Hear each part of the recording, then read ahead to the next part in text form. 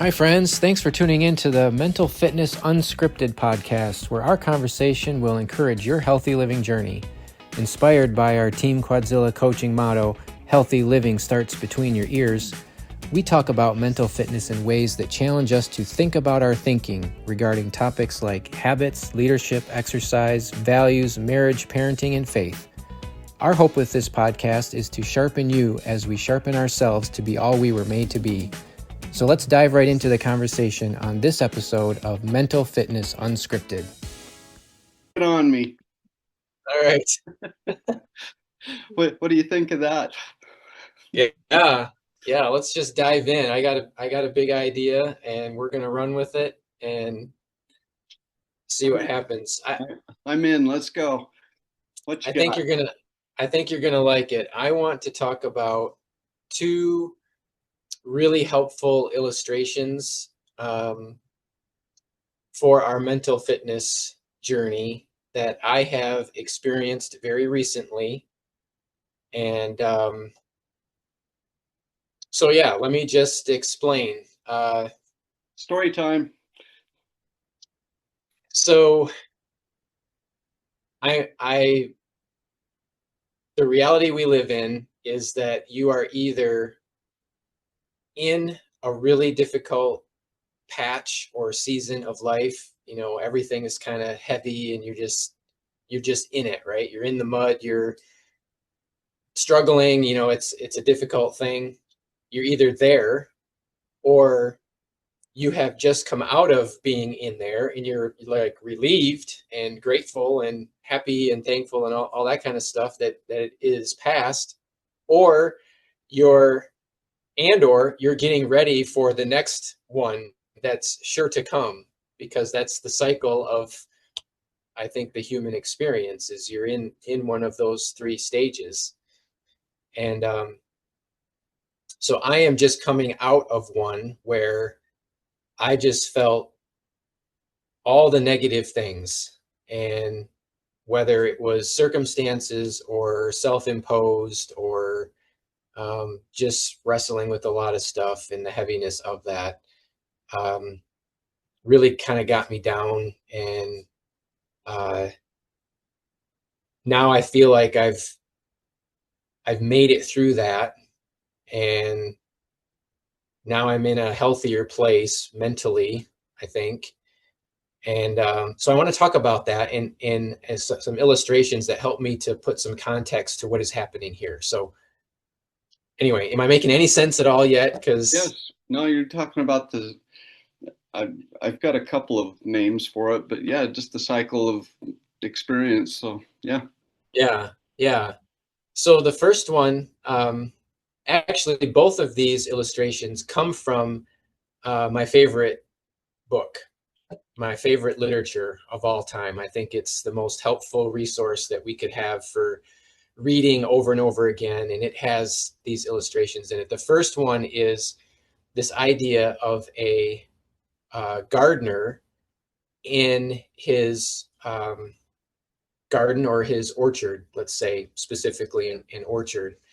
And what we know about how this works, because I am not a gardener by trade, but I know a little bit, is that when your tree grows big, there will be branches in it that are dead, or they are not productive, right?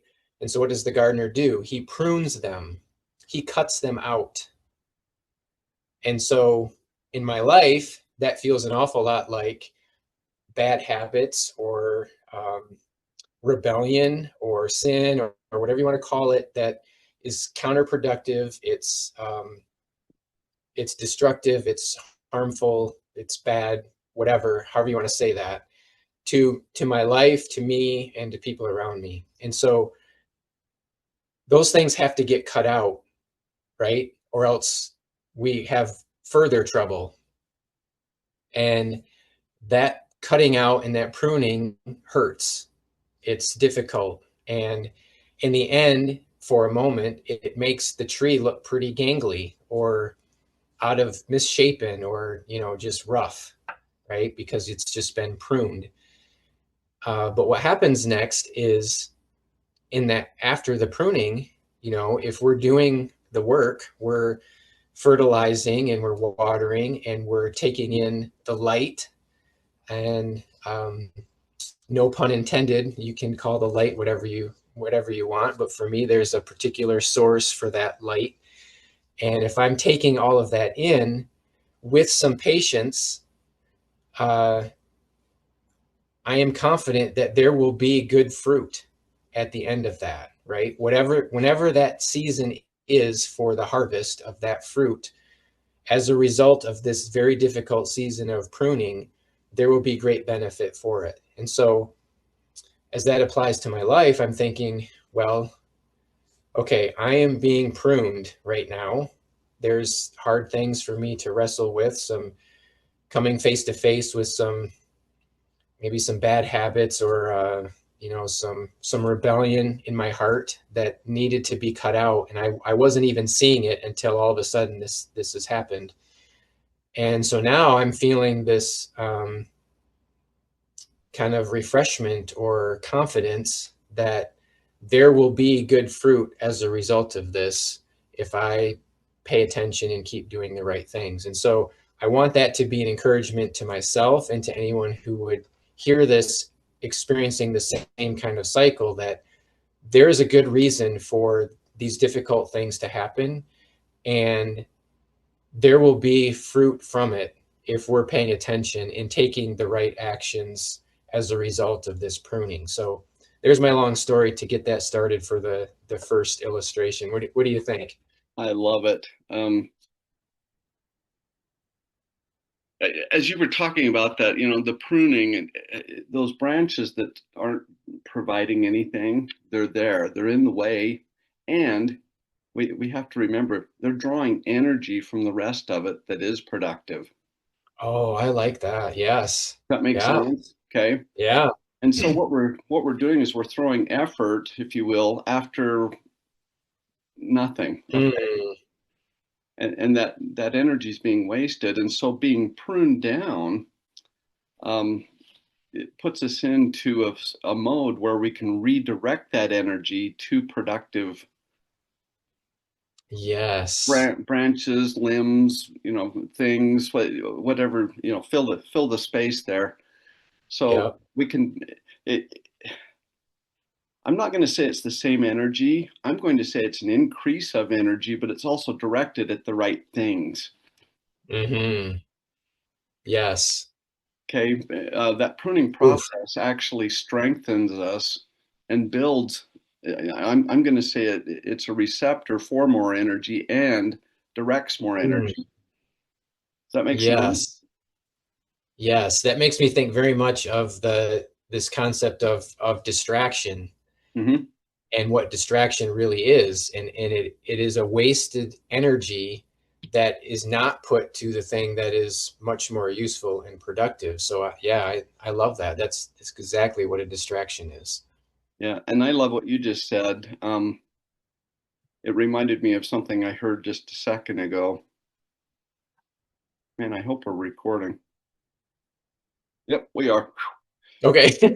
I couldn't remember if we were recording or not. This Yeah. is good. Chad, do it over again. Yeah, right. I forgot everything I just said. So Anyway, where was I? you Oh, just heard something. oh yes, yes. Do you know what worry is? And maybe you told me this. Worry. Hit me with it.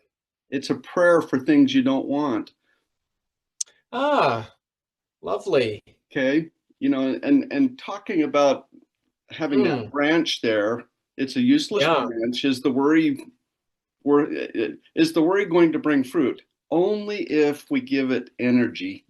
Mm, And to prune that out and let the gardener of the universe, mm, with our help, prune that out, now we can direct energy to things that are productive and will bear mm, good fruit. mm. Uh, that Boy, that yeah, was that's good. I was just I don't want to rabbit trail too much here, but the whole thing about energy and worry just kind of punches me in the gut, because I don't like the idea of the self-fulfilling prophecy, but that's kind of what we're talking about here with the worry. If we put enough energy into our worry, we can make that happen. Absolutely. And we will make it happen. Yeah. It will And just, then we live like, see, I told you so. I'm like, well, and then we come on, validate you, it. Yeah. yeah, See? yeah. So yeah, it's, oh man, that's powerful. But when we put the energy into the thing, into the worry, man, that's dangerous. So yeah, Well, what? the pruning is so good for us. We need the pruning, and yet it hurts and it's Oh, it hard. hurts. It's Man, painful. yeah. And you know what? I really liked that branch. You know, those little things that we know we should get rid of, but we love them and we Yeah. secretly hang on to them because we Hmm. secretly love them. Yeah, Yeah. guilty. Yeah. That's precisely where I got caught, I guess. Um, where the conviction hit me, like just stupid stuff, bad thinking essentially. And yeah, I think I was finally ready to be pruned. There's a resistance to the pruning, to your point. Clearly we like the thing that we're worried about, or that we're rebelling in some fashion, or whatever it is. We think it's serving us somehow. And until we get punched just the right way, uh, we continue in that. And now I'm just like, okay, I think this is it. I think I finally get it. This is not who I am aiming to be. This is not how I want to live and behave and think. And I need some radical adjustment between my ears in this. So that's kind of what's happening with the pruning. Well, pruning of thoughts, it's like your closet. I don't know about your closet, but I've got 8,000 t-shirts, about about 7,000 and 995 that I don't wear. But they just Yeah, right. they just accumulate over time. You put them on a hanger, and it's just kind of out of sight, out of mind. And then what happens is okay, I cannot put another piece of clothing on this closet rail. And so what do? You cull, Yeah, you got to or prune it. yeah, Yeah, you prune or cull the things out, and suddenly there's room. And I really like yeah, this one, and I earned this T-shirt. And what's funny is after you give it away, it's like, yeah, okay. There's yeah, some that you really like. I love this one. yeah. Why not? I got some of those too, for Yeah, sure. yeah. The reason I Yeah. love this one is because of what's on the back. Give me the worst you have, what no one else wants, and the strength to deal with it. But please, I can't see the bottom. Oh, I'm not tall Please enough promise me. that you'll keep giving it and Okay. strengthening me. So Yeah. anyway, that's part of Cool. the pruning, is making choices to do what we call the hard thing. Right. Yeah. And it's a change of thinking, wouldn't you say? It's becoming conscious of Absolutely. the closet's full of t-shirts. I've got to get rid of Yeah. something. Yeah. That's what it is. And from where I come, my worldview would suggest that you know, our creator, God, has organized these circumstances and these things at such a right time for me to receive it. And he's probably given me 1,000 of these similar signals that I wasn't ready for, and I didn't see it, or it didn't hit me the right way. And well, I'm going to get to receive those lumps and take that pruning until I finally get it, and then we can move on to the next one. And uh, yeah, I think that's part of what's happening here. So You know, you bring us to a point with what your last comment was. Napoleon Hill in Think and Grow Rich, he talks about prayer. And he says, you know, it's funny, most people don't pray until there's an emergency. yeah. Okay. Yep. And he said, Everybody prays when they're at the everybody end of their prays when rope. there's an Yeah. emergency. You know, it's, Yeah. I heard a joke one time, you know, try and ban school prayer when there's a school shooting. Yeah. I know that's a horrible thing, but you know, it was just kind of a, That's what a stab at happens. things. Anyway, Mhm. the point is in an emergency, there's going to be prayer. It doesn't matter what's going on. It doesn't matter what the laws are. And, you know, we can point to the Bible. There's several stories of people that even though it was against the law, they prayed. But, you know, be that as it may, he talks about prayer and he says, when we wait until it's just an emergency, our frame of mind, our thinking is all negative. It's in that worry because we Mhm. pray with that energy of worry because we don't want the thing that's coming at us and we see it coming. And he says what happens is that you know, back to our original point, it's wasted energy on something that doesn't, you know, that we don't want, or it doesn't work, or Yeah. it's, you know, anyway. So what I'm saying is when we do pray, number one, I'm going to say we need to do it all the time, even when there's no emergency, because then, you know, we're in the Mm. good place. Okay, we're in the good frame of mind. We've got that Yes. relationship, and we're not begging.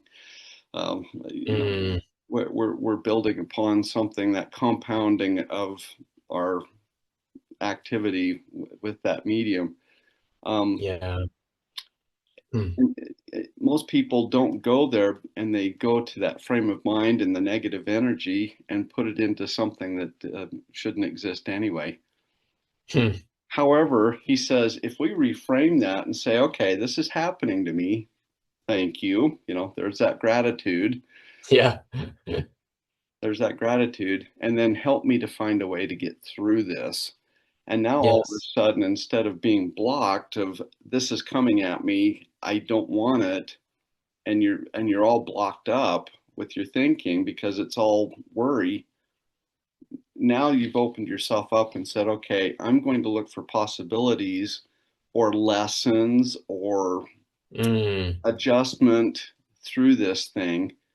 And so, you know, rather than making it go away, asking for it to be, asking it for it to go away, what we do is we ask for strength to learn the lesson or to get through it, or you know, whatever that pruning brings with it, knowing Mm. knowing and having faith that we'll become better after we've gone through it. You know, Yes. back to your cycle, you know, we're either in the mud or Mm. coming out of Yeah. the mud or getting ready to go back in. So Yeah. that was a long dissertation, but No, it makes sense. It reminds me of excuse me. an idea I should clarify is that I don't believe that the pruning always happens when I'm in rebellion or I'm faced with um, consequences of my bad habits or poor choices or whatever. It's possible, and I think I've experienced this too, is that even when I feel like I'm doing well, I'm doing the things right, I'm I'm not a slacker, I'm paying attention and all of these things. There can still be pruning Yep. because there's no end to the levels that we want to measure and grade everything, right? And if I feel like, well, I'm already at level 10, I'm doing all of these things, and other people would say, man, look at him, he's really something, he has all of this stuff. There's still more levels, right? Yeah. Level 10 is not the end. What if it's level 100? Well, What and Then I've got usually, a really long way to go. yeah, and usually when we let our ego or our pride get, hey, I'm at level 10. Here comes the lesson. Yeah. It's full bore, man. Here it comes. Yeah, exactly. Yeah, so I think my main point here to myself is that I can think of pruning in a very positive way if I choose it. Instead, what had happened to me, even just very recently in the last several days and few weeks, is that I allowed that to really drag me down and put me in a dark place mentally and emotionally. And um, that's not helpful. That's not exercising mental fitness. That's not believing what is true, even. I think what we're talking about here is true, that this pruning has purpose and value, and it's meant to help us to be better and to level up. And there's no end to the leveling up. And so for my friends who are feeling pretty good about themselves and they're like, yeah, I'm everything's good. Well, you're still not done, and there will be more pruning to come. Here comes the lesson. Yeah, exactly. Exactly. And we need to be grateful for those lessons. It's hard when you're getting cut down. I mean, Yeah. when it's hard to look at yourself and say, "Oh, I'm flawed." Yeah. No, let me rephrase that. It's not that I'm flawed. I'm doing flawed things, Yes. and I need to Yeah. be It's not adjusted. who we are. It's just something that we did. Yep. We've Yep. Yep. Yes, that's a careful distinction we need to make. Our Yeah. mistakes do not define us. No. Um, No. No. No. as much as I personally struggle with that, tying those things together, it is not true. That is a lie. Right. Yes, thank you. Yeah. It's not who we are. It's what we Right. do. So, yeah. Yeah. Um, I promised two illustrations. Yes, you did. How much time do we have? Oh, I have no idea. We Yeah, haven't okay. we haven't hit the 10-minute warning yet. Okay, good. All right, good. So very much the same idea here, but for those who are not resonating with the whole pruning and gardening and fruit thing, um, by the way, before we move to that, uh, what is meant by the fruit? So I want to clarify that because um, we're using symbolism here, the pruning, the tree, the whole thing. But what is the fruit? And I think the fruit is many, many things, but it's basically positive outcomes. Hmm. So if it's in your finances, you know, we're not doing things so that we can be wealthy financially, but what we might find in good fruit is that we have an extra capacity to give, or we find that some of the stresses of our poor financial choices have been relieved and now we have some abundance in that area. Okay, that's fantastic. That's good fruit. Maybe it's in your relationship. Good fruit might be just getting along better, or feeling a special bond or connection that maybe you hadn't had before. That's good fruit. So good fruit is all kinds of different things. You can kind of make that to whatever you want, but I just wanted to make sure that was clear. Any thoughts about the fruit part? Let me give a fast illustration on how I used to teach this to our kids. I don't have it right here. I'll have to bring it sometime. But I had a little packet of petunia seeds. So just a little, the little Mm, seed packet. And I said, it's funny in life, people they want roses. mm. They want roses. And what's funny is they'll go buy a packet of petunia seeds and plant them and expect roses. So good. And Yeah. and I said, if you want roses, you have to do rose stuff. Yeah. You have to plant the roses. And so, to your point, what are the fruits? Well, what are we trying to accomplish here? And to your point, it's good things, and not to belittle petunias. I love petunias. buy a lot of them, but it's just this expectation of, okay, I'm going to do the bare minimum, or I'm going to try and do the cheat code and get roses. Mm, Okay, yeah. it doesn't work that way. Yeah. Yeah. Fruit does not work that way. That's fantastic. Yeah. No, Very good. if I plant, I don't know, if I plant a peach pit and expect an apple tree, man, I can manifest it, I can want it, yeah, Yeah. but it's just not going to happen. Right. I'm going to get a peach Yeah. tree, and not that peach trees are bad. I love peaches, but it's just that expectation of something else when we've not put that work in. Right. Yeah. We cannot expect certain fruit if we're not doing the work and receiving the pruning that it's involved to get that. So yeah, that works. So petunia seeds, that's how I used to teach it. Seeds. Yeah, that's good. I like that. All right. So Moving on. for all By, the by all the of the way, manly. by the way, we got the 10-minute warning. Okay, 10-minute warning. Got it. Wait, Uh, but we've for eaten up 2 minutes of it already. Hurry. okay. All right. The for all the manly men out there who can't wrap their minds around this fruit illustration, we can say the same thing about blacksmithing. Okay, and so I want to picture like the super sharp and shiny swords that the Marines will wear. Yep. And how are those made? Well, you're taking a raw material, the iron ore, and you're literally hammering it and hammering it and hammering it under very intense heat. You see where I'm going here? I Yep. mean, these are the it's a different way of pruning. It's We a can call it shaping. sharpening, It's a shaping shaping. and sharpening. Yep. You're hammering the thing. It's under high heat. It's very intense. It hurts. It's hard. It takes a long time. There's probably a grinding wheel involved at some point, and there's a lot of friction there.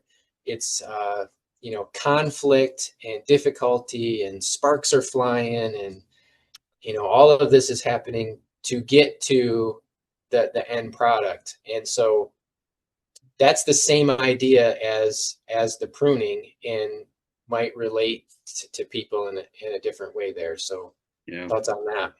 Well, the sparks that fly off, that's material being removed, pruned. Okay. Yeah, yeah, yeah, So no, exactly. I love that. Gosh, 30 years ago, I started doing a little blacksmithing, and it's fascinating. Mm, Um, I'll give you an illustration. So if you take mild steel, you and I can bend it. okay. About the size of the knife, you can take it and you can bend it. And the reason you can is because of the tempering. You ever heard of somebody losing their temper? Mm-hmm. That's what it means is that the steel has Ah, lost its temper, and so somebody can be bent. okay. Yeah, yeah, there you go. Interesting. Yeah, all right. If you go clear to the other extreme and you make the steel super hard, so have you ever used a file on something? Yep. Okay. Mhm. You ever dropped it on the floor? No, but I can imagine what you're about to say. Yeah. Okay, it is really hard, and it's that way for a reason, so that it will file more mild steel. And so they make it just as hard as they possibly can. But if you drop a file on the floor, there's a really, really super good chance that it's going to shatter. Yeah. Okay. Interesting. Yeah. Okay. And so somewhere in the middle is where you do a knife blade, so that there's a little bit of flex, but Mm, but enough hardness that it will hold an edge.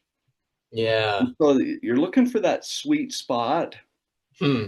And so I love the forging. The forging is when you heat it up and you pound it, and what you do is you move the molecules of the steel closer together so they're more concentrated. But the tempering is when you heat it up to a certain heat, and then you let it cool down, and then right at that sweet spot, you quench it and freeze those molecules in that place. Interesting. And Yeah. that's how you get tempering. Whether it's a file, so what they do is they superheat it, and then they'll quench it really hot, and it makes it brittle, but super hard. Okay.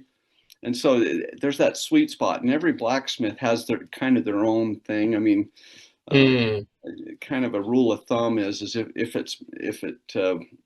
it's steel, right? And so you can take a magnet and put it on there at the right temperature. The magnet won't stick. It's No kidding. Okay. Huh. And then you quench that. So I mean, there's just a sweet spot, and it's back and forth. You're heating, you're cooling, you're quenching, you're polishing. I mean, it's just all the process. And the polishing, there's a grinding wheel. You kind of get the initial shape, and then you go to a heavy sandpaper, and then you go to a lighter sandpaper, and then you go to even a lighter sandpaper, and pretty soon you're using really fine emery cloth. I mean, it'll get down to like the Japanese swords. They'll use silk. Wow. To polish. Yeah. Okay. And then it looks like a mirror. Oh, yeah. Man. It's a gorgeous thing. I mean, it's really an art. Yeah. So you've totally amplified the illustration here to prove the point that there is a lot of effort and work and time and energy and patience required for this whole process. And what will happen is you and I will become very impatient or frustrated and upset that this is happening, or it's not happening fast enough, or the season of the sharpening is taking too long. Well, there's a reason for that, because if we cut any of that system and process short, we're left with nothing. It's unusable, right? Yeah, a piece of junk. Yeah. No, that's not true of an individual. Okay, that is not true unless they choose to stay there. Yeah. Okay. Yeah. So more the point of the illustration, and any illustration has its holes. I mean, we get that, but your I'm point is not well calling made. anybody junk here. I think you're fully malleable and workable and full of opportunity and potential. So anyway, sorry. No, that's good. We don't want to lose sight of that, but but the fact remains that when we cut that short and we don't let that run its proper course, we're going to miss what is meant for that to be. Yep. And so we are the blade, and from where I come from, God is the one who's the master blacksmith. Yep, he's the master blacksmith. Yeah. Good stuff. Thanks for those illustrations. Anyway, yeah, I hope that's encouraging. It's really meant a lot to me the last several days, and I want to keep those in mind when I get the temptation to despair for the trouble that I'm in. Well, you're allowed 10 minutes of that and then move on, okay? You're right. That would be great. Get yourself back in the fire. That's right. Yep. Fantastic. Get yourself back in the fire. Well, Chad, thank you. Thanks for listening to this episode of the Mental Fitness Unscripted podcast. Now go take some action, because we know that information alone doesn't change you, but taking even the smallest action in the right direction does. Also, subscribe and comment so more people can find the podcast and be encouraged. If you're ready to take your mental fitness to the next level and you'd like more support, check out teamquadzilla.com for our resources that will help you accelerate your journey. Until next time, remember, healthy living starts between your ears.